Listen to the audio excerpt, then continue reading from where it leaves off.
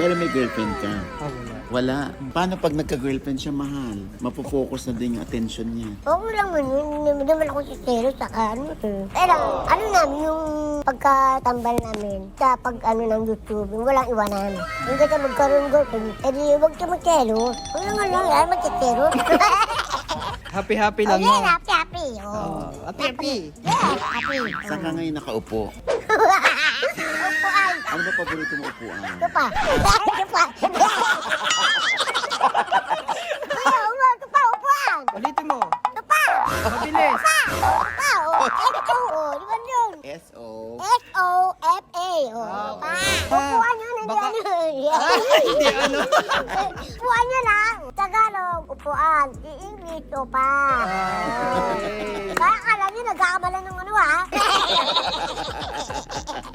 Huwag kayo mag-isip ng gano'n, ha? Paano nakakatulong si Mahal ngayon sa family? Ikaw ba breadwinner? Hindi, meron kami magkaano kapatid ko natin. Meron kami tutulungan. Apat kami yung bunso ko, kapatid. Ikaw ba panganay? Hmm. Pero mukha kang bunso, ano?